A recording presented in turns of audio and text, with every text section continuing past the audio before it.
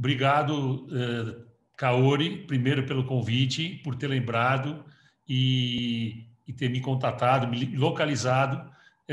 Como você sabe, eu aceitei imediatamente o seu contato e aqui eu estou para compartilhar um pouco da minha trajetória. Obrigado, Tati, pela abertura aí também. Agradeço à escola por esse convite. É uma honra para mim estar com vocês aqui e espero que eu possa compartilhar, né, que eu acho que é compromisso de quem tem uma trajetória profissional, dedicar um tempo a compartilhar o que foi essa trajetória e o que ela pôde trazer de percepção do que a nossa própria profissão cresceu nesses 41 anos em que eu pratico o design, né? E como a Kaori falou, né, desses 41 anos, 40 anos foram dedicados a uma única empresa que eu fundei quando me formei no curso de arquitetura na USP, né? Porque naquele momento nem existia ainda o design como disciplina em separado, né? Como dizem da brincadeira, quando eu cheguei era tudo mato, né? E era um mato bem alto, né? Até para ser arquiteto, você precisava explicar que o arquiteto não era engenheiro, que era uma outra coisa diferente. E dentro do curso que eu fiz, que eu vou contar um pouquinho na palestra aí, é que eu descobri a minha vocação para essa nova disciplina que estava chegando, né? Que acabou adotando o nome em inglês, né? De design. Em espanhol ela tem uma outra palavra, se chama desenho, e no Brasil a gente preservou o nome em inglês, com toda a potência que essa disciplina tem e que não para de me surpreender, né? Como a Kaori falou também um pouco, né, rapidamente, dentro do design, eu descobri que havia uma necessidade de incorporar uma dimensão que nunca foi ensinada para mim na minha formação, que é a dimensão da questão estratégica que precede a questão da forma, né, a questão da expressão, e que hoje é o que eu decidi me dedicar depois de ter concluído a história da OZ, né, em novembro de 2019. A gente percebeu que o mundo tinha mudado muito, né, e que o mundo para o qual a OZ tinha sido desenhada já não era o mesmo, e que a gente precisava virar essa página e começar uma nova história, né? E aí eu inaugurei a Playground, que é um laboratório, na verdade, ele tem um outro formato, né, já alinhado com esse novo tempo, e é um laboratório de construção de valor, né? Porque essa é a percepção que eu fui descobrindo que acaba sendo uma espécie de definição do que faz um design, né? Normalmente a gente se pergunta qual é o valor do design e eu costumo responder que o valor do design é o design do valor, né? A gente precisa e o tempo inteiro estar desenhando valores, né? Dando sentido ao mundo, dando significado e atribuindo uma usabilidade e uma simbologia que nos conecta, que nos liga enquanto humanos, né, nessa jornada louca que é a vida. Então, para ilustrar um pouco isso, eu vou compartilhar minha tela e vou fazer um passeio com vocês aqui por uma consolidação desse aprendizado todo, que não vai mostrar, né, nenhum trabalho profissional, né, porque eu, há muito tempo, desde quase do começo, que eu percebi que a minha vocação não era fazer palestra sobre o que eu fiz, né?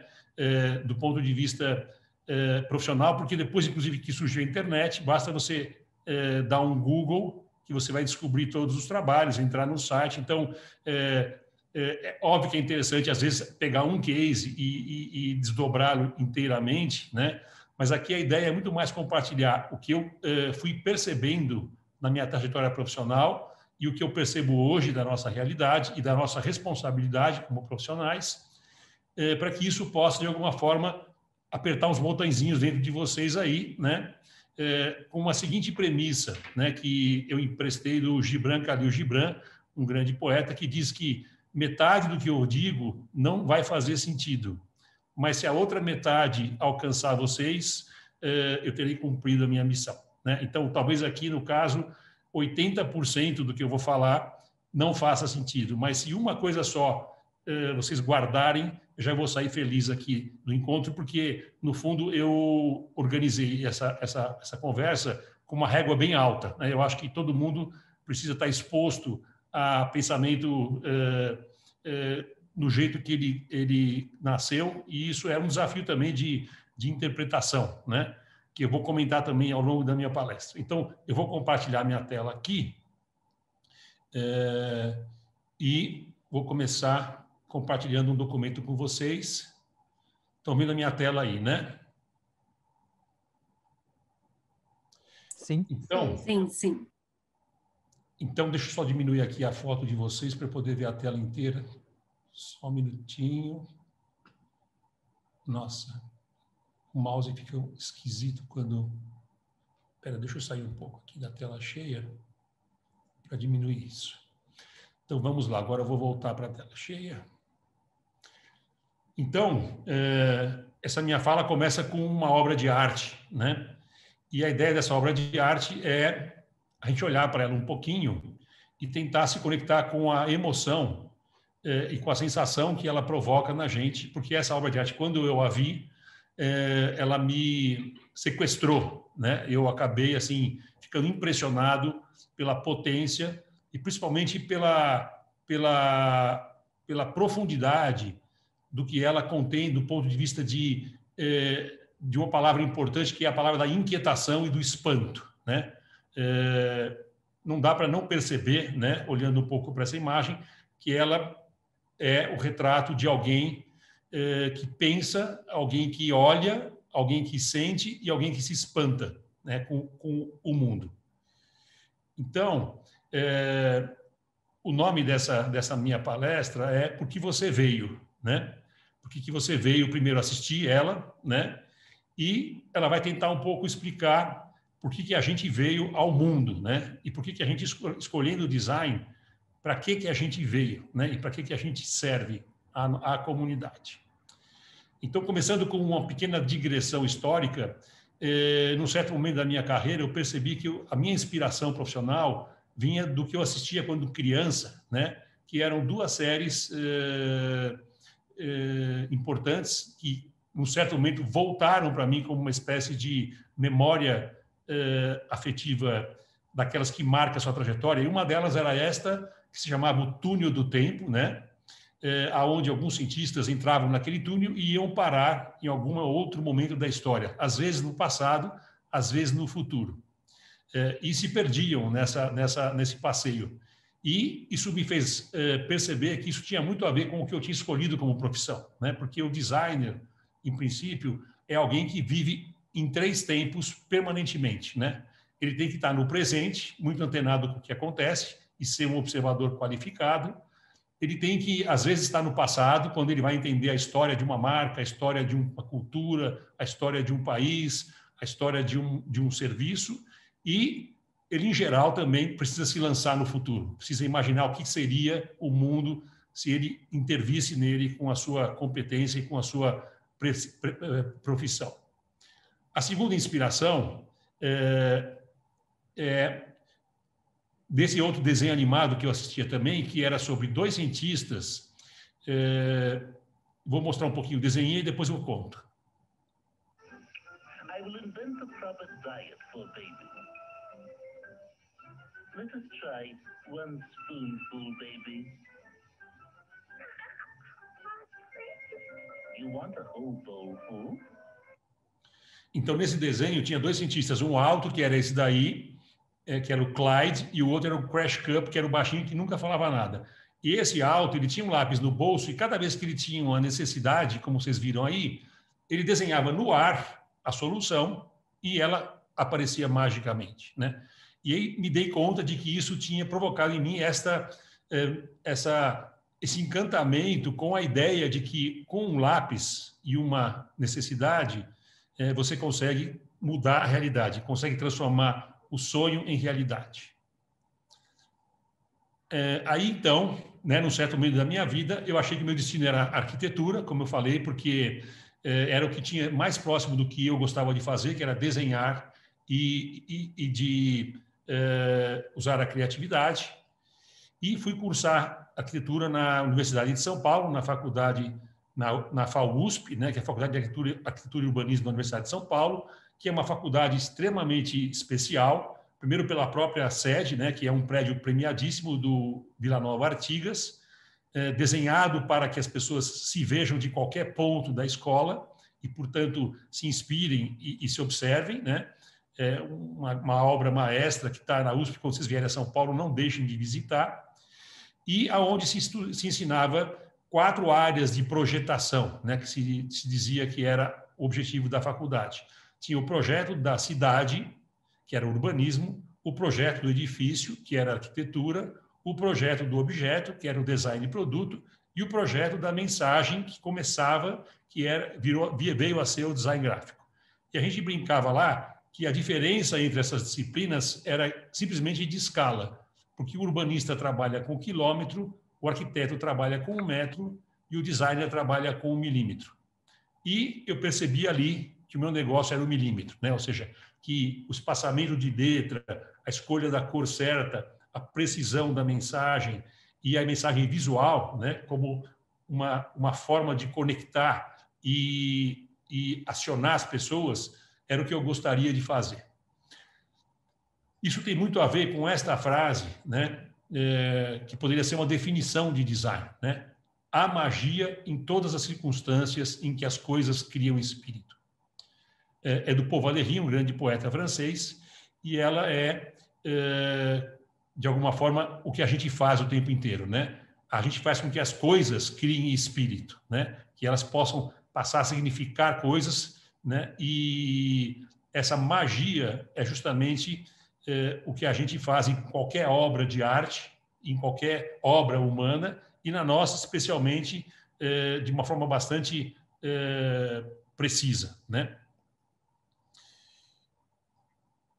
Como é que isso funciona, né? E aí, essa questão toda da magia, ela começa quando a gente coloca a atenção em alguma coisa, né? Então, eu diria que a primeira coisa que eu aprendi, né, e que eu trago para vocês como uma provocação é tudo que você coloca a atenção de forma apaixonada, começa já a fazer ou passar por um processo de encantamento e de transformação, né? Colocar atenção é o primeiro passo. E o próximo passo, depois dele, é colocar uma intenção no que você vê, né? O que eu olho, o que eu observo, que juízo eu faço sobre isso e o que eu faria se eu fosse intervir nessa observação, né? Que é um pouco quase o passo a passo do designer.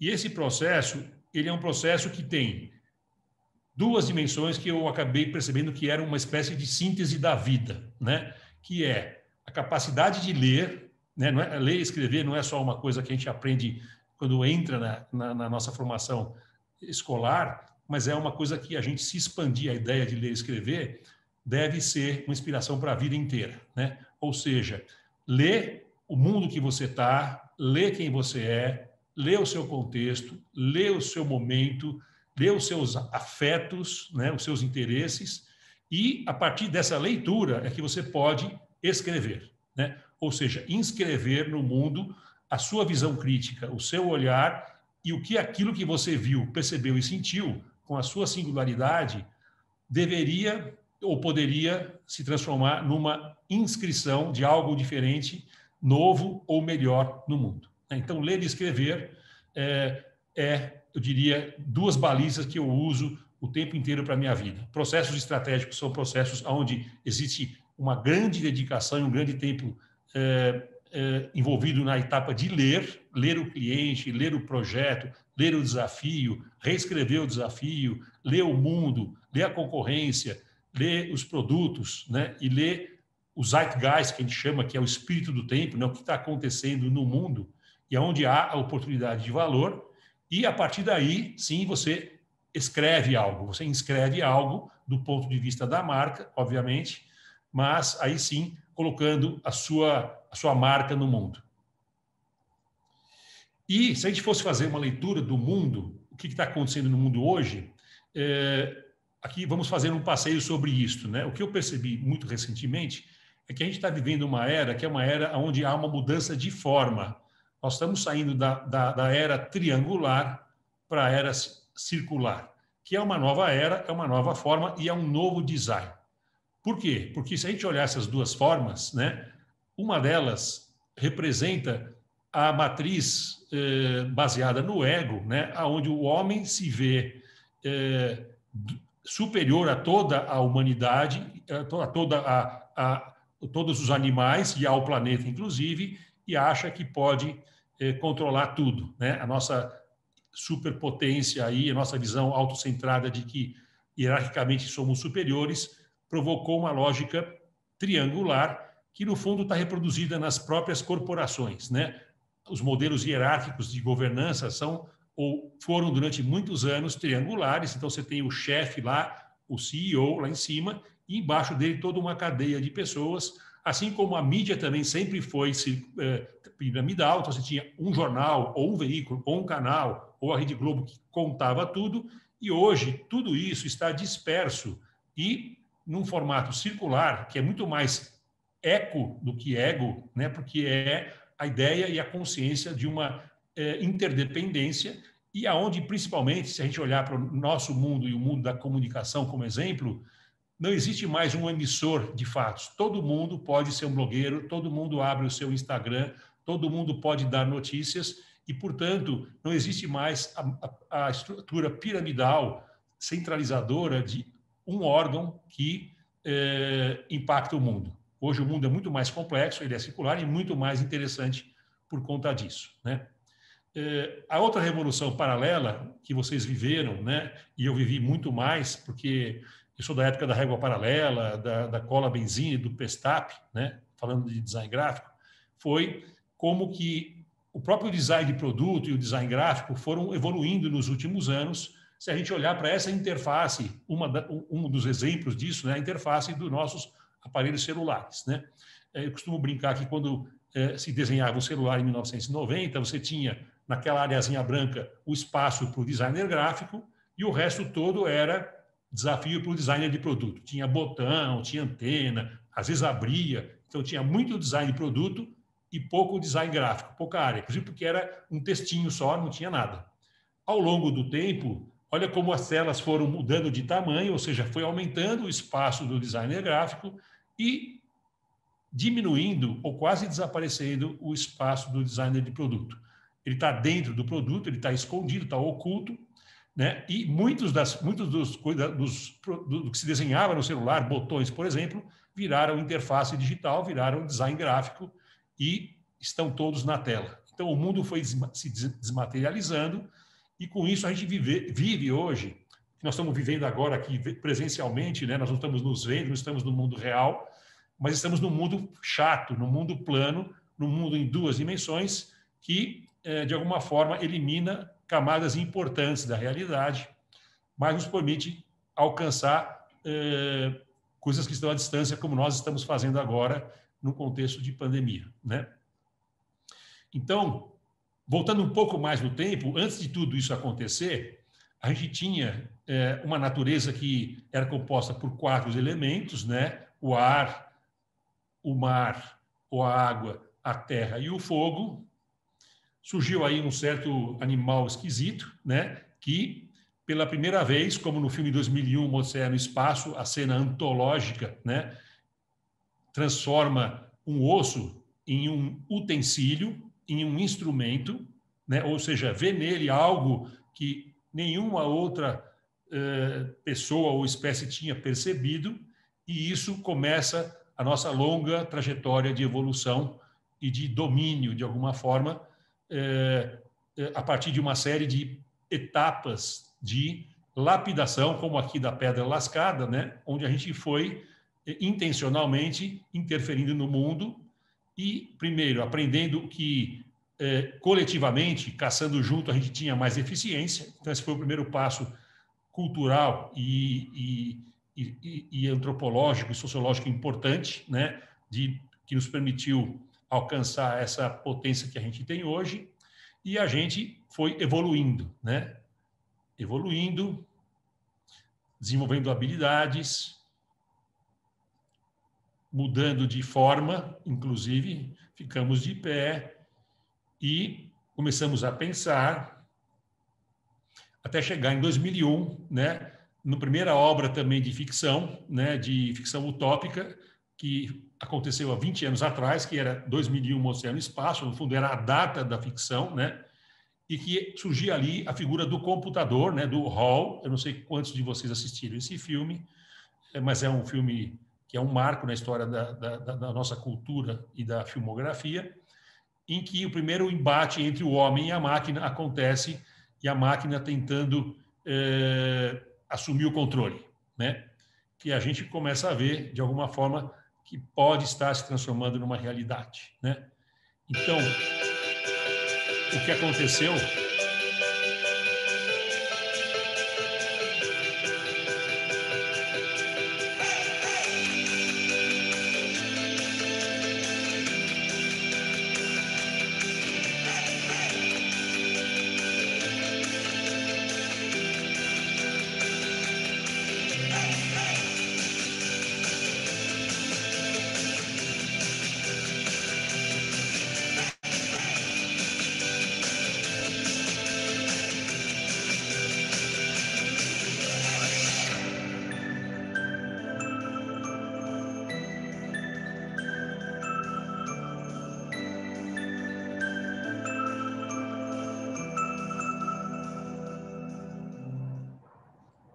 O que a gente viu aqui foi esse começo do fenômeno da desmaterialização, ou seja, hoje tudo que estava nessa cena que era do mundo real foi internalizado nas nossas interfaces, no computador ou no celular, e esse fenômeno é um fenômeno bem importante, né? Então aqui eu vou começar rapidamente a elencar algumas outras evidências desse novo tempo que eu fui percebendo e que não param também de ser substituídas por novas percepções, né? A primeira delas é essa, né? A desmaterialização do mundo, como eu já falei, e que está aqui nessa matéria importante sobre Jonathan Ive, que era o designer da Apple, em que a matéria comenta que na era do smartphone resta pouco o design industrial para nos excitar, como eu comentei, né?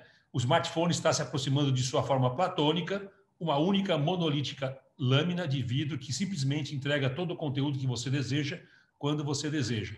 E que nos próximos monumentos de design não serão facilmente exibíveis num museu de design, né? Que será que a gente vai exibir em breve.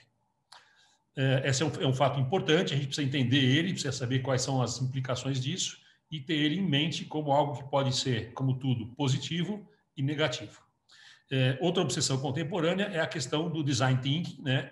Que eu, desde o princípio, fui uma espécie de crítico dessa disciplina e da forma como ela nasceu e como ela vem sendo aplicada, e depois de um certo tempo, né, eu descobri que outras pessoas tinham também essa leitura crítica, como a Paola Antonelli, que é curadora de design e arquitetura do MoMA de Nova York, onde, numa matéria, ela diz o seguinte: os negócios agora estão interessados em design. Economistas falando sobre design. Departamentos de pesquisa e desenvolvimento das grandes empresas agora têm times de design thinking. Por que isso? Design thinking não é design. São os passos sem o conhecimento e sem os anos de treinamento. E design thinking é um verdadeiro perigo porque as empresas acreditam que estão fazendo design e elas não estão. Se você lida apenas com o processo, sem a formação escolar, você está desvalorizando a ideia de design, dizendo que é algo que não precisa ir para a escola para aprender. É impossível definir o que é design. É como tentar definir o que é arte. É tudo o que a gente faz, se você quiser. E alguns deles são bons e outros são ruins. Então, o que a Paola Antonelli está dizendo aqui é uma leitura bastante importante sobre a forma como, primeiro, que é interessante, né? O mundo olhou para a nossa disciplina e olhou para ela de uma forma que ela pudesse ser aplicada a outras áreas de conhecimento, e isso deve ter algum valor, né? Só que esse valor precisa ser colocado no lugar correto para não desmerecer o que é a formação de um designer, que é uma formação de vida inteira, né? E não é algo que você faça no workshop de fim de semana sobre design thinking ou compre um monte de post-its e ache que você se transformou num designer, né? Isso daria uma outra palestra, daria uma outra aula, mas não é o momento. Outra obsessão contemporânea que eu chamo de obsessão, é a inovação como algo que foi colocado na agenda como uma coisa necessária e como um valor absoluto, né? E eu tendo a olhar para isso também de uma forma crítica sobre a inovação ser muito mais um valor relativo do que um valor absoluto, né? Depende do contexto, ela faz sentido, depende do contexto, ela não faz sentido, né? Você imagine-se que você está com um problema cardíaco, né? Você tem que fazer uma cirurgia cardíaca muito importante, e aí te oferecem duas alternativas. Um cirurgião com muita experiência, que usa uma metodologia antiga, bem comprovada, ou um cara super inovador que descobriu um novo jeito de fazer e você se pergunta qual dos dois você entregaria à sua vida, né? Então, nem sempre, ou um vinho, né? Um vinho novo ou um vinho antigo, dá para pensar se qual dos dois você preferia tomar, né? Ou seja, só para contextualizar que inovação nem sempre é um valor absoluto. E eu percebi também isso observando ou lendo num livro num certo momento que, para um arqueólogo, né, o mais novo é aquilo que ele acha de mais antigo. Ou seja, quanto mais antiga for a descoberta de um arqueólogo, mais nova ela é do ponto de vista da sua disciplina, né? Então, não dá para a gente também tratar a questão da inovação como algo que está só no futuro, né? E principalmente porque se a gente olhar o nosso comportamento, nossos valores e o nosso jeito humano de ser, a gente vai ver que a gente não mudou tanto assim, né? A gente mudou de mídia, mas a gente continua idolatrando os animais, as relações afetivas, e a gente só faz isso, em vez de fazer numa tumba, né, esculpindo, a gente faz no Facebook, hoje. Outra obsessão contemporânea é a ideia de empoderamento, né? Está todo mundo atrás de poder e se fala de empoderamento das marcas, empoderamento das minorias, empoderamento feminino, empoderamento de tudo.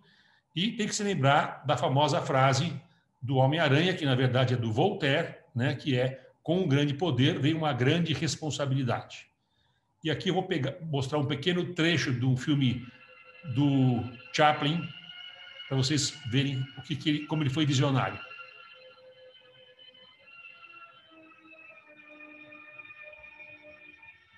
É uma cena em que ele vai, como líder, falar para uma multidão no microfone e ele tem a capacidade ou o poder de, dependendo do que ele dizer, mudar o mundo numa direção ou em outra. É um momento de poder máximo.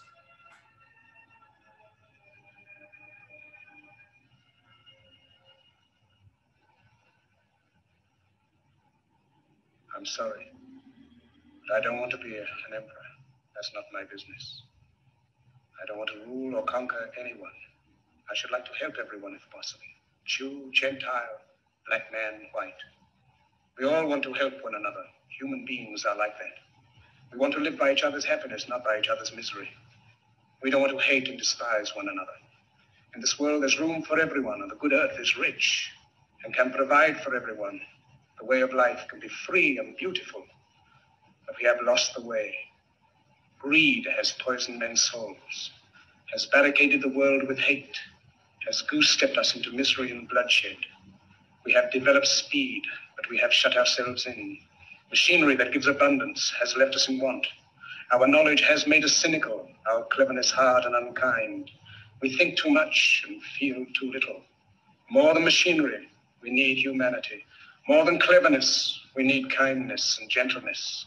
Without these qualities, life will be violent and all will be lost. The aeroplane and the radio have brought us closer together. The very nature of these inventions cries out for the goodness in men, cries out for universal brotherhood, for the unity of us all. Então aqui a gente pode perceber como ele fala que a gente pensa demais e sente de menos, né? E essa é uma das críticas que eu associo ao design thinking, na verdade, porque eu acho que devia ser design feeling, na verdade, o nome da disciplina, porque a nossa maneira particular de pensar fora da caixa não é através do pensamento apenas, mas é do pensamento e do sentimento, a capacidade de sentir o mundo, né? Mas, como eu falei, isso fica para outro momento. Então, eu sou muito mais adepto da frase do Roland Barthes, que diz que nenhum poder, um pouco de saber e um pouco de sabedoria e o máximo de sabor possível seria o objetivo da vida, né? Sabor no sentido do que a gente pode criar de sensações mesmo em toda a potência do que essa ideia tem. A ideia de empreendedorismo, né? A gente vive hoje sobre a lógica, e se tem uma meca no mundo hoje que todo mundo olha e gostaria de se inspirar, é o Vale do Silício, né? Onde nascem as startups, e os jovens hoje se reúnem para montar um business, né? Para poder ter uma sacada, arrumar investimento e se aposentar com 35 anos de idade, rico. E houve uma outra época em que outros jovens também se reuniam em garagem. Não sei se vocês conhecem esses quatro, eles se chamam os Beatles. Às vezes eu vou dando palestra para gente tão jovem que eu preciso explicar quem eles são. E eles mudaram o mundo, fizeram uma revolução, né? E continuam sendo incríveis, não por montar um business, mas por se dedicar à arte. Então, olhando o nosso mundo, a gente vê que a gente, de alguma forma, parece que está enretando as coisas, né? Endurecendo o que já era desenhado pela natureza. Nós estamos trocando a palavra cruzada pelo sudoku, ou seja, em vez de conhecimento, a gente quer fazer contas agora, quase virando um pequeno computador, né? Estamos sendo influenciados pela computação, e a nossa distração agora é fazer conta. E aí vem um momento e uma citação que também eu colecionei, que eu achei bem importante, e hoje é uma inspiração para o meu negócio, que é: quando você aperta o botão de pausa em um computador, ele para. Quando você aperta em um ser humano, ele começa a funcionar. É aí que você começa a refletir, repensar e reimaginar. Então, hoje, na prática do design, quando se conecta design com estratégia, sempre se começa o processo, e o processo todo em si, ele é uma espécie de pausa no dia a dia da empresa. É o momento em que o executivo se transforma ou é transformado por nós em reflexivo.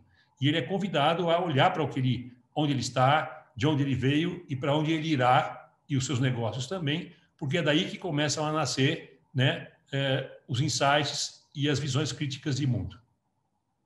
Então, olhando fazendo esta pausa, a gente percebe que o ser humano ele tem duas dimensões importantes, né? A dimensão que eu chamaria de Rio Solimões, que é a dimensão solar, apolínea, né, inspirada numa palavra do Nietzsche. Se vocês não leram, um dia espero que vocês leiam, não é uma leitura fácil, mas é uma leitura incrível. Se vocês não encontrarem, ele vai encontrar vocês num certo momento. E o Rio Negro seria a dimensão dionisíaca, né? Sendo que o apolíneo é o solar, é o visível, é o exterior, e o dionisíaco é o que vai pela profundeza, pela interioridade, por baixo, né? Ou quase a ideia de razão e emoção traduzidas. E se a gente olhar para a nossa matriz e para o nosso tempo que a gente vive, a gente vê que a gente está muito dedicado a uma dimensão da nossa competência que dita a regra do mundo contemporâneo, que é um mundo de competitividade, onde o valor de performance é o valor dominante, a multiplicação é uma meta de qualquer negócio, a escalabilidade, a inteligência predomina sobre o sentimento, a objetividade é perseguida, o trabalho é trabalho, o mundo quantitativo tem maior importância, a velocidade domina também, tudo mais rápido, né? Veja a internet, e o consumo e o me, o sentido do eu. E existe uma outra dimensão que a gente deixou atrofiar, né? Que é a dimensão da colaboração em detrimento da competitividade, do prazer em vez da performance, ou junto com o equilíbrio junto com a multiplicação, a sensibilidade junto com a inteligência, a subjetividade ou a interioridade junto com a objetividade, a ideia de obra e não de trabalho, né? A ideia do qualitativo ao invés do quantitativo, da calma ao invés exclusivamente da velocidade e da contemplação ao lado do consumo. E do nós, né? Pensar no coletivo. E, portanto, a gente está num momento em que todo o nosso foco está voltado para o mundo exterior e muito pouco para o mundo interior, né? Para os valores, para o que a gente veio fazer, para o outro, para a ideia de contemplação, de calma, de subjetividade, sensibilidade, e é isso que nos cabe, enquanto designers, provocar em cada encontro, porque a nossa disciplina está ancorada na sensibilidade como maior valor, né? Na dimensão da estética. Vejamos aqui o que diz de novo Paul Valéry, né? Ele tem 4 estrofes de um poema que estão em Paris, no muro do Museu do Homem, e que são maravilhosas, né? E eu só destaco 2 delas aqui. Ele diz ali: todo homem cria sem saber como ele respira, mas o artista se sente criar. Seu ato engaja todo o seu ser. Sua dor, bem amada, o fortifica. Ou seja, não é fácil criar, né? Criar é dolorido, é penoso, você erra, você tenta de novo, você às vezes acerta, você fica feliz, orgulhoso, e você ama o que você faz e isso te fortifica. E numa outra estrofe maravilhosa, ele diz também: nesses muros, que seria o espaço do museu, dedicados às maravilhas, eu saúdo e guardo as obras da mão prodigiosa do artista, igual e rival do seu pensamento. Um não é nada sem o outro. Ou seja, a mão e o pensamento não são nada um sem o outro. Então, a razão e a emoção, a ferramenta, o braço e o pensar, né, como ele diz aqui, são iguais e rivais e ambos necessários. Essa é a conexão entre estratégia e design que eu fui fazer na minha prática profissional. Então, uma leitura sobre isso, uma outra leitura é: o mundo interior, separado do mundo exterior, é um lugar de demônios, né? Então, o psicopata é o cara que vive no seu mundo interior, não tem nenhum senso dos outros, né? Nós temos um presidente aí representando muito bem essa imagem no momento. E o mundo exterior, separado do interior, é um lugar de objetos e máquinas sem sentido, que é um pouco da nossa realidade, de não conseguir atribuir valor muito a quase nada. A faculdade que faz um ser humano nascer desses dois mundos é chamada de divino. Essa é a única maneira de dizer que esta é a faculdade sem a qual a humanidade não pode existir. Ou seja, o que é humano em nós é a capacidade de conectar a interioridade com a exterioridade. E isso não vem sendo muito praticado. Tanto que, se a gente olha cursos de criatividade, por exemplo, oferecidos pela Ideal, que foi quem concebeu a ideia do Design Thinking, a gente vê muitas palavras unlock, unblock, unleash, né? Ou seja, desbloqueie, destrave ou desacorrente, né? Por que a criatividade, né, que é a nossa disciplina, ou parte da nossa competência, está sempre tratada como algo que precisa ser libertado, né, desbloqueado? E a gente é associado a profissionais que pensam fora da caixa, né? O pensamento lateral, que é uma definição da criatividade, a metáfora que se usa é pensar fora da caixa, né? Que é uma forma de você descobrir caminhos criativos, que é muito do nosso dia a dia e dessa profundidade de reflexão que faz parte da prática profissional para a qual nós fomos formados, né? E hoje tem um desafio complementar a isso, que é você pensar fora da caixa e também pensar fora da bolha, né? Porque a gente está muito conectado com o mundo digital, lê e tem acesso aos mesmos conteúdos que quase todo mundo tem, compartilha as mesmas memes, ri das mesmas piadas. Você vai falar para o você viu, Vavi? Quase sempre você está meio que ilhado dentro de uma bolha também de conteúdos, por causa da sua tribo, da sua turma, né? Das pessoas com quem você se relaciona. E esse é um novo desafio para todos nós, profissionais de criação, que é conseguir sair da caixa e sair da bolha ao mesmo tempo, né? Ou seja, se alimentar de outras coisas que não o que está na internet, o que está no mundo digital, mas o que está no balé, na literatura, nos livros, nos clássicos, no cinema, em tudo que expanda o seu repertório e te permita aumentar o número da sua caixa de lápis de cor, né? A gente, enquanto está estudando, a gente tem uma caixa de lápis de cor de 6 lápis. Conforme você vai ficando mais musculado, você vai virando 12, depois que é o seu vocabulário, o seu repertório, o seu conhecimento e o que você consegue fazer. E a ideia é você, o tempo inteiro, estar ampliando a sua caixa de lápis de cor com tudo que você descobre no caminho, né? Esse é um cara, por exemplo, que eu descobri num projeto para um cliente que me fez estudar a essência da criatividade, e eu fui descobrir o James Hillman, que é um psicólogo importantíssimo americano, discípulo do Jung, né? Em que ele tem uma teoria toda sobre a vocação como uma espécie de chamado, né? Aquilo que te fez ser o que você veio ser, né?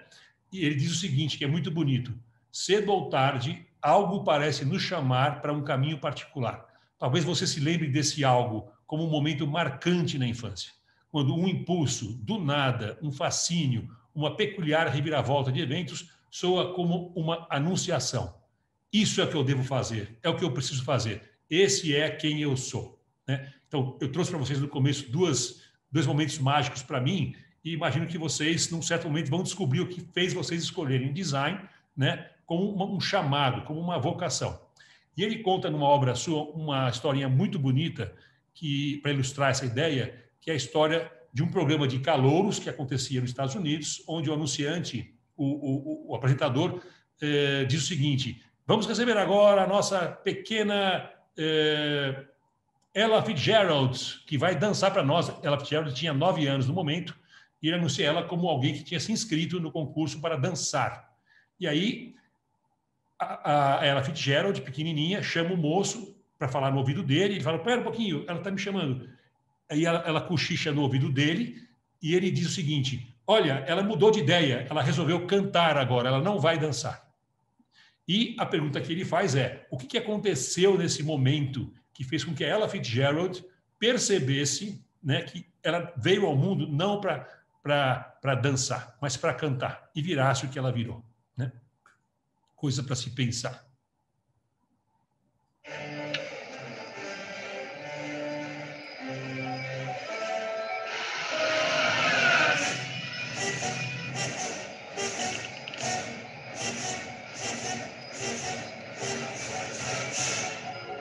Use the force, Luke. Let go. Force is strong in this one. Luke, trust me.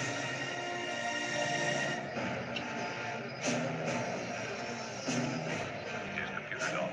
Luke, you switched off your targeting computer. What's wrong? Nothing. I'm all right.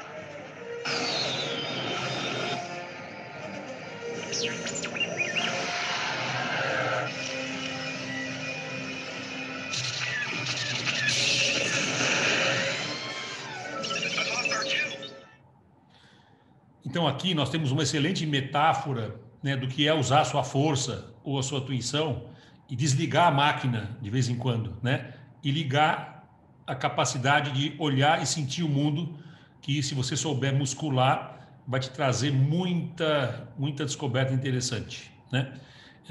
E aí, continuando nosso passeio, né, eu descobri também ao longo da minha vida esse outro pensador, o Johann Huizinga, que escreveu um livro importante, entre vários, que se chama O Homo Ludens, né, o homem lúdico, e que tem uma teoria muito interessante que diz que o homem completo ele é composto de 3 dimensões, né? O sapiens, que é a capacidade de pensar, o faber, que é a capacidade de fazer, e o ludens, que é a capacidade de jogar, né? No sentido do lúdico, né? De se relacionar com o mundo de forma lúdica. E no Sapiens a gente conquistou a potência, o poder e a eficiência, no Faber a maestria, a delicadeza e a sensibilidade, e no Ludens o prazer, a felicidade e a leveza. E a leitura que a gente fez nesse projeto, que veio dessa matriz, é de que no mundo contemporâneo a gente meio que provocou uma ruptura nessas 3 dimensões e parou de saber fazer muitas coisas, parou de se divertir muito com as coisas do jeito de ludicidade na hora da criação, né, de a obra de arte ou a sua criação ser um jogo com o que você está fazendo, e existe uma hipertrofiação do pensamento, do sapiens, né? Por isso domina o nosso mundo a potência, o poder, a eficiência, a performance e tudo que pressiona todos nós a sermos cada vez mais inteligentes, rápidos, eficientes e eficazes. E o desafio, né, seria recuperar essa integridade do ser, né? Reconectar a gente com o fazer, né, com algo que você faz com a sua mão, né? Desenhar, pintar, escrever, dançar com o seu corpo e com a ludicidade, né, que seria a alegria ao fazer isso tudo, né? Ou seja, a sensação que o James Hillman fala que acontece no mundo hoje e na nossa interioridade é que alguma coisa parece que está faltando, né? E essa coisa justamente é o que se associa à criatividade, ao esse unlock ou unleash, né? De recuperar, na verdade, essa dimensão lúdica e do fazer como formas de conhecimento e de inteligência, né? Então, nosso lado Homo sapiens nos trouxe ao atual estado do mundo, a tecnologia como expressão da excelência da razão e a ênfase na competitividade e consumo com valores materiais dominantes. A máquina assume com eficiência tudo que é quantitativo e envolve cálculo, velocidade e números e recoloca a questão do valor humano enquanto território do sensível, do afetivo e do criativo. Ou seja, o que o mundo precisa hoje é de designers, né? Não por acaso surgiu o design thinking, não por acaso hoje as empresas estão contratando designers, não por acaso a McKinsey, maior consultoria do mundo, colocou designers no seu topo hierárquico e vem adquirindo empresas de design, porque percebeu-se que aí está o desafio do próximo milênio, né? Joji Ito, um grande pensador do Instituto MIT, diz que mais computação não nos torna mais inteligentes, apenas mais computacionalmente poderosos, né? E inteligentes aqui está entre aspas, porque essa inteligência da mão que eu falei, ou a inteligência da sensibilidade, são formas também de conhecimento e apreensão do mundo sensível, né? Ou seja, o executivo está morto, né? O homem, em princípio, deveria ser e está sendo substituído na função executiva por um novo profissional, longa vida ao novo executivo, né? E muitos negócios deixaram de existir a partir da chegada da máquina. E tem muita janela aberta, mas pouco ar fresco, né? E essa é a questão que se coloca para nós, de ir além da dimensão do computador e trazer um pouco de ar fresco para o mundo em cada projeto. Então, de novo, o James Hillman, o que ele fala, que é muito bonito, né? Ele fala que a alma, por exemplo, que é um conceito difícil de a gente entender como algo que parece que a gente nasce tendo alma, e a tese dele é que não, que alma é a resposta estética aos eventos, né? Se você tem alma, você se sensibiliza com o mundo, você observa, você contempla e você se conecta com o belo que está no mundo e que ressona dentro de você. E que a alma não é algo dado, você precisa cultivar a alma como se fosse cultivar uma sensibilidade para a beleza, né? Então, o belo é a expressão primária da alma, né? Quanto mais bela você consegue sentir e produzir, mais alma você está criando, né? E a experiência do belo é a primeira inspiração, né? Aquele por isso que chama inspiração, porque você fica tomado no contato com o belo. E o belo, na definição dele, é aquilo que você tem que olhar novamente, mas você passa o olho e você tem que voltar, porque aquilo de alguma forma te fisgou, né? E essa é uma espécie de régua do belo. E, portanto, a alma não é dada, ela deve ser cultivada, e tudo que a gente experimenta na vida e quanto a gente se conecta com o nosso fazer, com o nosso pensar, com o nosso sentir, mais a gente está musculando a nossa alma e sendo mais humano, por princípio. Ou seja, a gente vive hoje, né? E essa é uma espécie de tese que eu acabei desenvolvendo e uma percepção no mundo dos números e da quantidade e do pensamento lógico, que é o que a gente aprende na escola, né? Que não é o pensamento estético, uma espécie de desestetização da vida, que é a incapacidade de sentir, porque a gente para de sentir na hora que a gente larga o lápis que a gente começou a desenhar e passa a escrever, que é uma forma de comunicação lógica, né? Ela não é estética, a não ser que você seja um poeta, mas ela, em princípio, ela é funcional e ela pressupõe uma mediação, a mediação do B mais A da BA. E a experiência estética é uma experiência imediata, né? Você não consegue explicar um quadro do Picasso, né? Logicamente, ou você sente ou você não sente, e ela é imediata porque ela não tem mediação, ela é uma apreensão instantânea da totalidade da obra, que é uma outra forma de inteligência e de sensibilidade. Então, a gente precisa, ou está vivendo, uma espécie de analfabetismo estético que provoca esse mundo duro, insensível, polarizado, cheio de psicopata solto por aí, de ódio e de hate, que a gente vê no mundo, talvez por conta dessa questão, né? Que é um mundo sem alma, né? Se não tem uma apreciação estética, não tem alma, né? O mundo está sem alma, né? A gente precisa ajudar o mundo a recuperar isso, né? Enquanto profissionais. Diz o Baudelaire, todo o universo não é senão um depósito de imagens e sinais aos quais a imaginação dará um lugar e um valor relativos. É uma espécie de alimento que a imaginação deve digerir e transformar. Ou seja, nossa imaginação é que tem a capacidade de transformar pedra em escultura, madeira em cadeira e tudo que a gente produz, né, usando, observando e imaginando o mundo como ele poderia ser. E esse outro sujeitinho muito interessante, que no fundo não é um, são vários, né, o Fernando Pessoa, diz também isso de uma forma muito bonita, né? Tudo é símbolo e analogia. O vento que passa, a noite que esfria. Ou seja, tudo que acontece no mundo poderia ser visto como uma metáfora, como um símbolo e uma analogia de sentimentos, afetos e coisas que nos acontecem e que nos sensibilizam. né? Estamos chegando no final, tá, gente? Estou um pouquinho longa. E outro pensador, outro poeta, né, Rumi, diz o seguinte: quando você faz coisas a partir de sua alma, você sente um rio em movimento em você, uma alegria. Quando a ação vem de outra sensação, de outra sessão, essa sensação desaparece, né? Então você precisa sentir, na hora que você está fazendo e se dedicando à sua profissão, à profissão que você escolheu, que tem essa energia fluindo.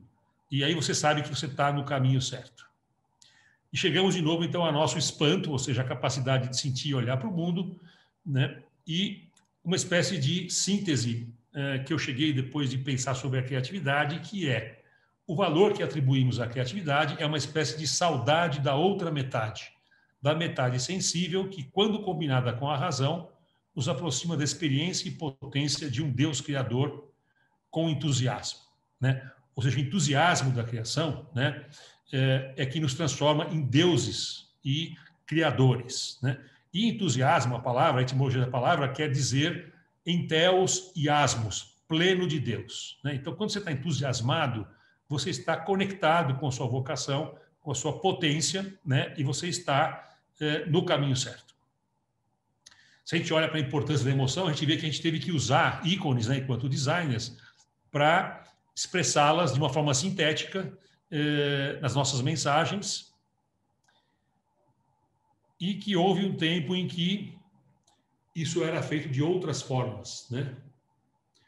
Isso são vários selfies, né? O selfie não é uma coisa nova, mas a diferença desses selfies e do selfie que a gente vê hoje é que esses selfies foram feitos por artistas tentando retratar a sua alma, não a sua cara, não a sua forma exterior, mas a combinação exterior ou a expressão exterior da sua interioridade. E o que a gente vê hoje é que o mundo, ou talvez a tecnologia, simplificou muito isso. A gente faz clique, tira uma foto e acha que já capturou, né, a nossa alma, o que não é tão simples.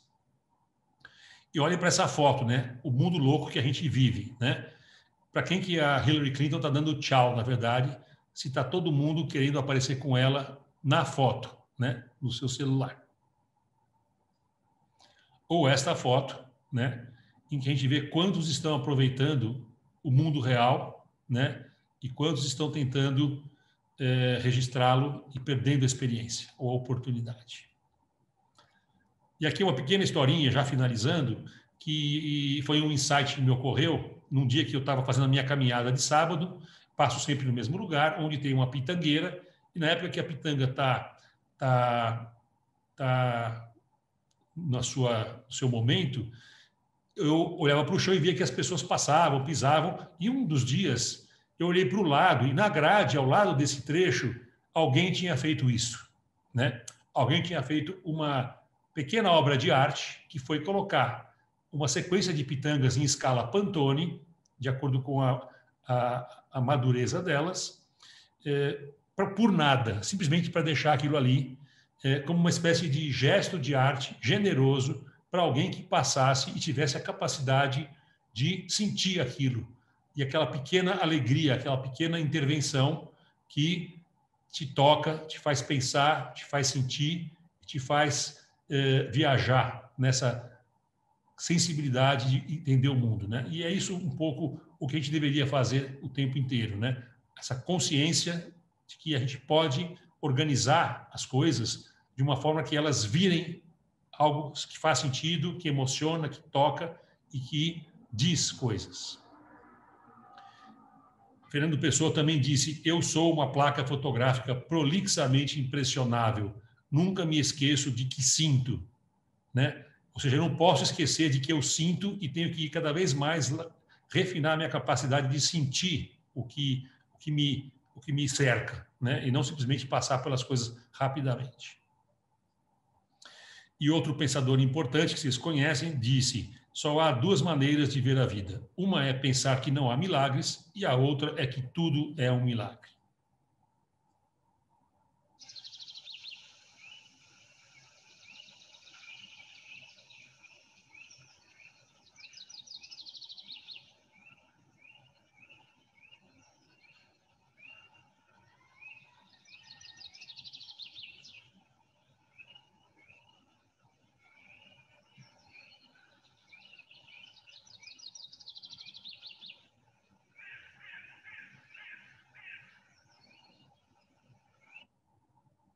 Sentiram alguma coisa?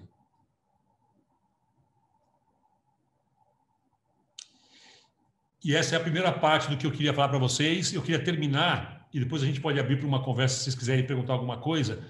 Eu queria terminar, como falei para a Kaori, com o discurso que eu fiz, que eu recuperei ele, por acaso, esses dias, e achei que era legal dividi-lo com vocês, quando fui convidado para ser paraninfo de uma turma que estava se formando na FAAP em 2007. Então, é rapidinho, e vocês vão, espero que levem alguma coisa disso também. Meninos e meninas, senhores pais, parentes e professores, vou ser breve porque a noite é de festa. Vocês hoje iniciam uma nova etapa de suas vidas a partir de uma escolha que fizeram. Vocês escolheram ser designers. A natureza dessa escolha irá agora começar a se desenhar para vocês. No princípio, como foi para mim, escolhemos o design porque há algo de mágico e atraente nessa disciplina. Tendemos a ser pessoas que olham para o mundo e o imaginam de uma determinada forma, muitas vezes diferente da que ele se encontra. Tudo parece pedir uma intervenção nossa. A partir de hoje, vocês esperam ser chamados a intervir. E espero que percebam, na medida da prática e com atenção e cuidado, como é bela essa disciplina e quanta responsabilidade há em cada resposta. Imaginamos sempre que a beleza do design está na transformação que acontece no objeto. Vejo hoje que a magia do design está na transformação que acontece no sujeito. No encontro com a matéria, vocês irão mudar, seu olhar irá mudar, seu mundo irá mudar, o mundo irá mudar a partir de sua intervenção e as pessoas irão mudar a partir do que elas encontrarem nesse mundo que desenhamos e habitamos. Nós desenhamos o mundo e o mundo nos desenha. E aí está um belo enigma a nos inspirar e inquietar. Qual é a primeira coisa que um designer desenha? E qual é a última? A resposta, ele mesmo.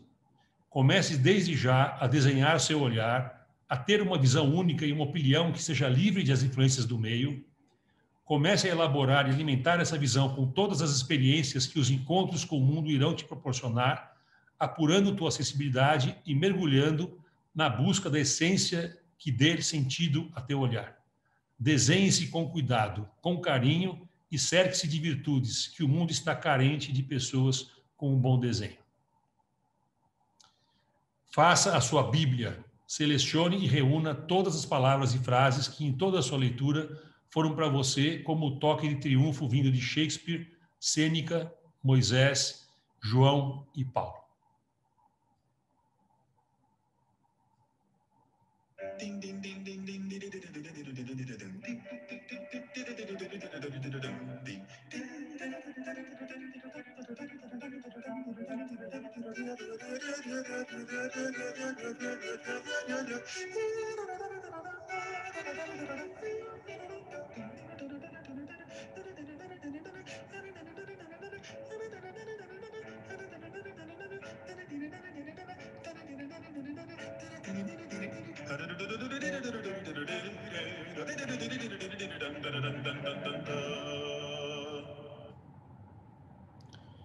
Não é incrível tudo que pode ter dentro um lápis?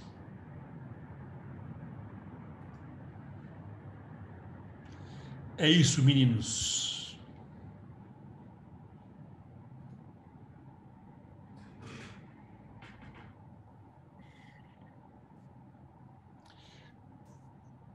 Acho. Bom, eu acho que a palavra do Rafael aqui, assim, o nu, a nossa expressão mineira para fazer essa mesma inspiração reflexível, boa palestra, perfeito, emocionante, sem palavras.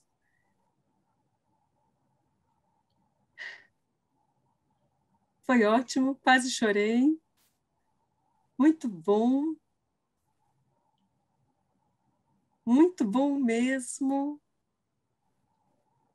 Aí a Ju colocando também, Suzana, maravilhoso. Sem palavras, além de incrível, com risadas, incrível. Eu devia estar dando os nomes, né? Deixa eu colocar aqui os nomes. Ô, gente, vocês podiam era abrir as câmeras, por favor.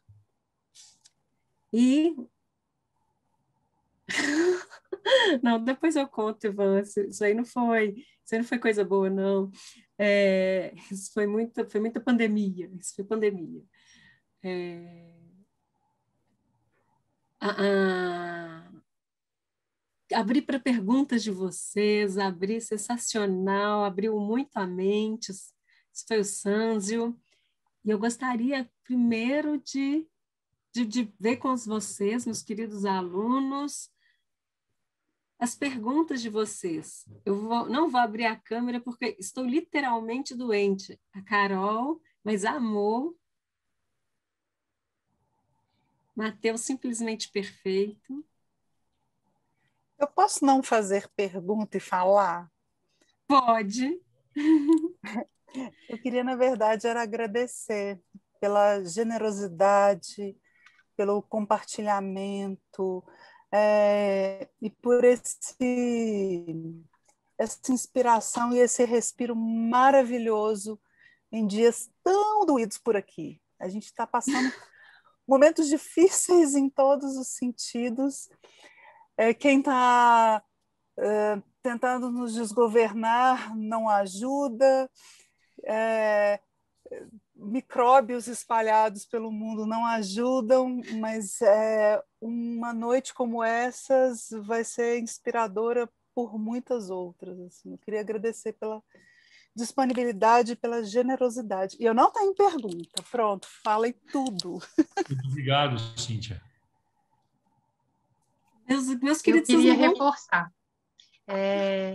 Primeiro, o agradecimento mais sincero, porque de imediato, quando a Kaori fez o convite, o Ronald aceitou. Então, assim, eu queria agradecer imensamente.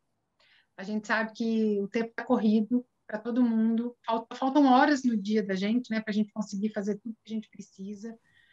E prontamente você se dispôs a vir aqui e dar essa aula para a gente. Foi uma aula para todo mundo de motivação. Acho que a Cíntia pegou no ponto do que a gente está precisando, sabe? A gente precisa de inspiração, a gente precisa de respiro. Aquela sensação que às vezes a gente está eu sei, a gente sabe que vocês estão sentindo isso, a gente não é alheio. A gente sabe que às vezes vocês pensam que vocês estão no meio do mar, assim, afogando, aí vem e a gente dá um respiro como esse, dá uma inspiração, dá uma vontade da gente recomeçar, dá um ânimo para a gente retomar as aulas, né? Que a gente sabe que está puxado, a gente reconhece isso. E mais uma vez, então, Ronald, meu agradecimento por, além de ter trazido tanta informação boa, conteúdo, coisas interessantes, por você ter trazido para a gente muito mais do que isso. Talvez você nem soubesse o que você estava trazendo para esses alunos aqui hoje, para nós. Então, muito obrigada mesmo. Estou feliz porque alguns aluninhos aceitaram o apelo da Kaori e abriram as câmeras. A gente sente falta de vocês, a gente quer ver vocês. A gente também sente saudade dos rostinhos. Então, muito obrigada, imensamente agradecida. Obrigada mesmo. Muito obrigada. Obrigado, Lúcia. E eu queria Posso aproveitar. falar? Claro! Eu estou vendo aí na palestra que eu caí aqui de paraquedas, ser sincero. Eu fiz inscrição, né, na porta lá do Senai e me mandaram esse convite. Eu vendo aqui, pelo que parece, né, muitas pessoas aqui na live já são alunos da Uni e tal, mas eu já estava pensando nessa área de design há muito tempo e no meio dessa doideira que a gente está vivendo, né, eu já tinha meio que desistido. Tô assim, vou seguir uma carreira mais séria, alguma coisa assim meio, sabe, meio burocrática e tal. Aí, do nada, me vem esse link, aí eu caio aqui. E agora eu percebo que eu tava no rumo certo. Sabe, deu aquele choque de realidade, assim, tipo assim, meu filho, é isso. Muito bom mesmo. Muito bom. É incrível, principalmente a parte que ele falou, assim, que o designer é o profissional que pensa no passado, no presente e no futuro. E é a mais pura verdade. Muito bom, só tenho a agradecer mesmo. Legal, Matheus. Obrigado. Eu também tenho... Podem falar Desculpa. todos, eu vou calar minha boca. Ronaldo, prazer, Rafael. Prazer. Só quero agradecer por essa palestra incrível. Eu, como design, antes de entrar para a faculdade, já conversei isso com a Cíntia numa aula anterior, né, Cíntia? Que a gente entra com aquela ansiedade de querer mexer em software e fazer logo e querer ir muito para o virtual, mas aquela ansiedade realmente que a gente tem. Mas depois o design que você falou assim, que o design vai mudando a gente, né? O mundo vai mudando a gente, o design realmente muda a gente. Hoje a gente pensa totalmente fora do mercado. E eu tenho uma pergunta também, meio que polêmica, juntando a parte do mercado que você falou sobre design thinking. Mas, primeiramente, queria agradecer pela palestra. É a minha visão que eu tenho de design. Aí você mostra ali opções, ali, um selfie do Escher, né? Aquela fantástico. Eu que sou muito fã do Escher. E todo o trabalho que eu tenho, que eu posso utilizar o Escher, eu uso o Escher. A Cíntia está aí de prova, que ela já está até cansada de eu falar de Escher. Mas, então, parabéns. Obrigado pela palestra, tanto profissional e quanto pessoal, né? Foi um sopro no coração nesse momento ruim que estamos vivendo. Então, isso é muito bom. Bom, a pergunta talvez seja meio polêmica, porque eu trabalho numa multinacional como UX designer, né? Uma vertente nova aí que surgiu tem pouco tempo do design gráfico. E dessa vertente a gente faz muito workshop. E é um workshop de design thinking, né? A metodologia que eles pegaram nossa como designer, do curso de designer, para utilizar no meio do comércio. E aí eu queria ver com você se é errado um profissional que é formado em design estar trabalhando como design thinker, entendeu? A gente sabe que é muito corrido, né? Que a gente tem que fazer em 7 dias esse processo essa ideação, esse workshop de design thinking. E eu queria ver com você o que você acha, se é um design aplicando a metodologia de design thinking em empresas. Não, você sabe, Rafael, que essa foi a coisa que mais me incomodou na hora que surgiu o design thinking, que era ver designers aplicando o design thinking, né? Porque o design thinking nasceu como uma forma de levar para outros profissionais, executivos, empresários, médicos, advogados. Agora tem law design, que é uma disciplina nova que está usando o design thinking, né? O jeito que a gente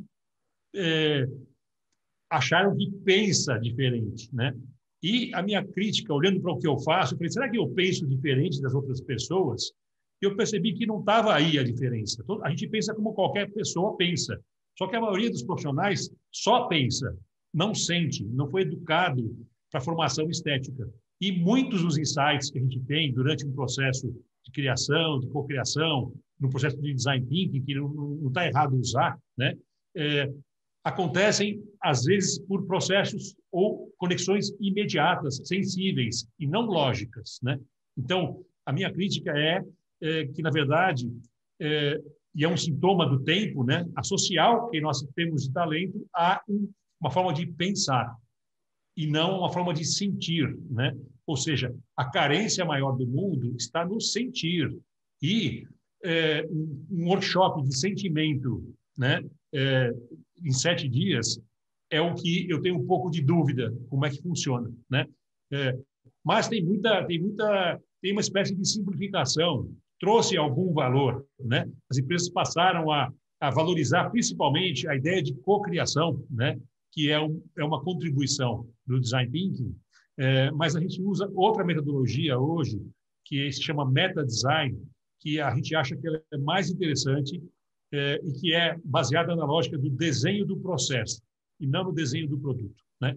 Ou seja, se você tem um bom desenho de processo, você vai ter um bom produto no final. E o desenho de processo é o desenho da reunião de cocriação. Não é o desenho do produto, é o desenho de quem vai estar na sala, que pessoas você chama, como você facilita, como você cria essa química, como é que essa energia flui, como é que você faz a palavra rodar, como é que você organiza o que as pessoas estão trazendo, como é que você não fica dono da sala. Então, tem uma série de outras questões super complicadas em processo de cocriação que o meta-design trouxe de uma forma mais consistente para mim quando eu tive contato com isso, né? Então, se vocês têm interesse em ir além, eu recomendo que vocês procurem na internet meta-design. Vocês vão encontrar o Caio Vassão, que é um consultor que trabalha conosco, que é o cara que trouxe o meta-design, do design de produto para nossa disciplina, e para o urbanismo, inclusive, né? E a gente, então, hoje trabalha com metodologia de meta-design mais do que com design thinking, porque eu não preciso de design thinking, eu sou designer, eu já nasci assim, eu continuo me lapidando assim, e é isso que eu ofereço, né, profissionalmente em processos de criação e de cocriação para o meu cliente, né? Principalmente esse conhecimento transversal, né, que vocês espero que tenham reparado aqui na apresentação, né, em que eu misturo filme, literatura, ciência, conhecimento, que é a nossa responsabilidade, né, por sermos uma disciplina que pensa lateralmente, de a gente não ficar só na caixa do design, na caixa do X, na caixa do que a gente, de um pedacinho do conhecimento, né? Nós temos que ser especialistas em conhecer o ser humano, né? Essa transversalidade é que a gente traz para a reunião com o cliente, e é isso que ele está esperando, né, quando ele percebe que tem uma coisa interessante da gente, né? Como é que a gente inspira, né, com um repertório ampliado, o que normalmente no dia a dia está focado muito no produto, né? Então, se você pensa no engenheiro, sem desmerecer, mas o engenheiro vai para a escola de engenharia, estuda engenharia, é fechado em engenharia, casa com uma engenheira, só fala de engenharia e fica com um conhecimento vertical do mundo, né? E isso poderia ser diferente, né? É que a nossa lógica de educação foi baseada em especialidades, né? E isso acabou causando esse contexto em que a gente virou profissionais monótonos, ou seja, com um tom só. E o designer, como é uma disciplina de fronteira, sempre foi o design plural, né? A lógica, não dá para você ser designer que só faz design de copo ou design de logotipo, né? Eu acho, né? Tanto que vocês viram um pouquinho nesse pupurri de coisas que eu mostrei no final, que ali tem design de produto, tem fotografia, tem texto, eu escrevo. Então, assim, o criativo, ele tem que ser plural, né? Qualquer coisa que cair na minha mão, eu desenho, né? Eu faço escultura e eu estou o tempo inteiro desenhando, né? Com palavras, com objetos, com filme, com ideias, com palestra. Então, é isso que dá maior riqueza à nossa contribuição para inspirar esse mundo compartimentado a ser menos vertical, a ser mais transversal, fora da caixa e fora da bolha, né? Então, nós temos uma responsabilidade enorme de sermos profissionais completos, né? Uma máxima que eu adotei para mim é que quanto mais plural, mais singular eu sou, né? Então, e hoje em dia, quanto mais focado as pessoas acham que são, mais elas acham que dominam muito uma coisinha, né? E isso pode ser uma escolha de vida. A minha foi numa outra direção, né? Que eu não sei muito de muita coisa, eu dou muito chute aí nessas coisas que eu faço, mas eu transito por muitas praias diferentes, né? Isso me enriquece profundamente, né? Aí que eu amplio o meu telescópio. Obrigado, Rafael. Muito bom, eu que agradeço. Obrigado.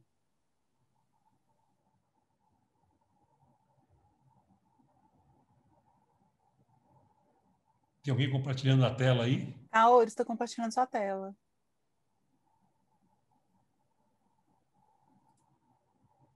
E você está falando, gente, tá no mudo. Desculpa aí, não sei o que aconteceu na hora que eu fui mandar um print para vocês no chat da tela com o Ronald e compartilhei errado. Imagina. Eu quero mandar ela aqui no chat e deixa eu só tirar da segunda tela com as fotos de vocês. Deixa eu fazer aqui. Eu sou toda lesada nisso aqui. Command Shift 3. E aqui. Ai, saiu com press out. O Mac, né? Tá vendo, gente? É muita leseira. Vou tirar uma também para guardar de vocês. E, Ronald, eu queria te agradecer e falar uma coisa que eu fiquei super feliz. Eu estava dando pulinhos de alegria. No mestrado, fiz um mestrado em design estratégico na Unicinos e teve a grande, famosa discussão de um primeiro momento, a gente falar sobre design thinking. E falando sobre design thinking, falávamos exatamente, eu não concordava da mesma forma que você sobre esses malditos post-its. Vou colocar dessa forma, tá, gente? Porque como estamos gravando, acho que é a forma mais gentil que eu posso falar. No meu mestrado, tivemos múltiplos colegas de diversas áreas, mas que nunca tinham sequer ouvido falar o que é design. E me incomodou bastante no início, porque como é que alguém vai ser mestre em design sem nunca ter tido contato com a área de verdade? Eu achava muito estranho. Mas deixa isso, que eu acho que também é um outro ponto para uma outra palestra, para uma outra discussão, uma outra live. E uma outra... Se eu pudesse... Então, é legal, se eu pudesse te responder rapidinho aqui, eu diria que, no fundo, o post-it não é o vilão, né? O post-it foi uma ferramenta interessante de organização dos insights, né?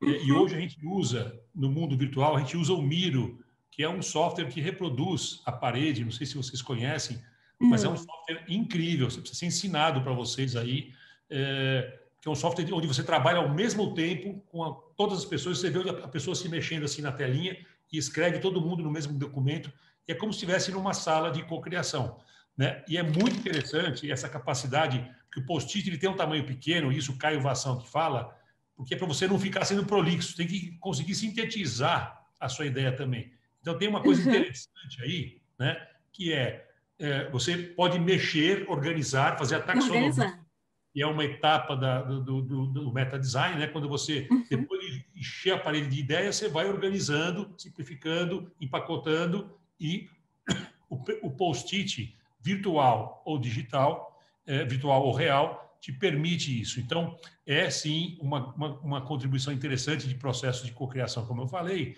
mas a questão é que não é tudo, né? Não é isso que resolve. E também, quanto mais profissionais diferentes de designer tiver num processo de cocriação, mais interessante é o caldo, né? Agora, tem que ter um designer ali, tem que ter um facilitador. Às vezes, o facilitador não precisa nem ser designer, né? Porque no nosso time de meta-design, o facilitador não é um designer, ele se formou em história, mas ele desenvolveu uma baita capacidade de empacotamento que é exemplar, né? Então, é uma nova disciplina, dá para você ser só facilitador na vida, né? E tem tanta coisa que é interessante, né, que dá para descobrir, e eu estou aprendendo com ele, né? Como é que é essa lógica de você gerenciar uma conversa, né? Que é o processo de facilitação, né? Altamente sofisticado, né? Dá para ter aula de facilitação no curso de vocês aí, com algo que enriquece o nosso caldo também profissional.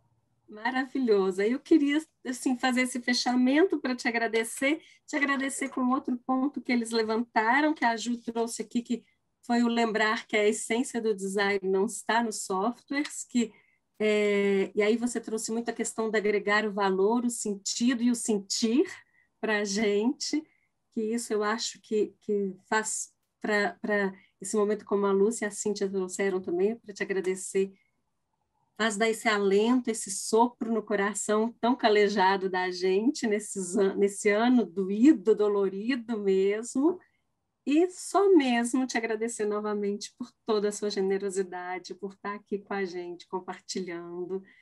E só isso, era só isso que eu queria te falar. Assim, porque... Já é muita coisa, Kaori. Muito obrigado. Eu queria agradecer todos que não dormiram aí, que ficaram atentos. Como? E eu não estava vendo vocês, infelizmente, a parte ruim da palestra digital é que a gente não vê as pessoas, né? E é muito, muito chato isso. Por isso que eu gosto de fazer com câmera aberta, porque é um jeito de a gente se aproximar um pouco nesse momento que a gente está tão distante. E espero ter deixado algumas 2, 3 provocações para vocês aí que possam inspirá-los, e agradecer por esse convite mais uma vez, pelo prazer de estar com vocês aqui, né? Para mim também foi muito enriquecedor. Eu adoro, né, na hora que eu posso compartilhar um pouco do que eu vivi, se tiver algum sentido para vocês, porque acho que um dia vocês farão a mesma coisa, e essa é uma responsabilidade de quem já está no momento de profissional diferente. E queria agradecer agora os nossos alunos, agradecer a Lúcia, a Cíntia, agradecer a todo mundo aqui que estava com a gente, porque, né, é sempre para eles e por eles que a gente faz esses movimentos, porque eles são os motivos, são o motivo, né, da gente estar aqui nessa dedicação, nesse empenho de que eles tenham o melhor curso, tenham o máximo de conhecimento e agradecer novamente. Eu não vou conseguir parar de te agradecer, Ronald. Eu sei que você tem agora uma aula. Eu tenho uma série de textos que eu escrevo sobre essas coisas todas que eu falei aqui, que estão no meu LinkedIn, né? Então, se vocês tiverem curiosidade, lá tem um artigo só sobre Design Thinking, tem um artigo sobre várias questões, sobre estratégia, sobre meta design, sobre transition design, que foi esse conceito que a gente criou ao abrir a Playground, né? Que é uma nova camada de design que a gente batizou de transition design, que é o design de processos de transição, né? E tem o Instagram também. Então, se vocês quiserem acompanhar e virarem meus amigos, será um prazer. Eu ia perguntar agora, só tem LinkedIn? Não, tenho tudo. Tenho o site playgroundlab.co, que é a minha nova empresa, e tem o Instagram, que é Ronald Capaz 4. Tá bom? Eu preciso agora ir para a minha outra aula. Fique tranquilo, pode tranquilo para sua aula, que eu sei que você tem um compromisso. E aí eu vou encerrando aqui com a turma. Muito obrigada. E vocês então, gente. Muito obrigado, Kaori. Obrigado, Lúcia. Obrigado, Cíntia. Obrigada, Ronald. Muito obrigado. Se tiverem sonhado depois uma pergunta, manda por escrito para a Kaori que ela manda para mim, tá bom? Muito obrigada, Ronald. Tchau. Gente, vou me despedir de vocês também, vou deixar vocês com a Kaori, que eu preciso ir para outro evento. Daqui a pouco a gente se vê. Obrigado, viu? Tchau. Tchau, Kaori. Lúcia. Obrigada. Tchau, Lúcia. Tchau, obrigada. Vou parar aqui a gravação, gente.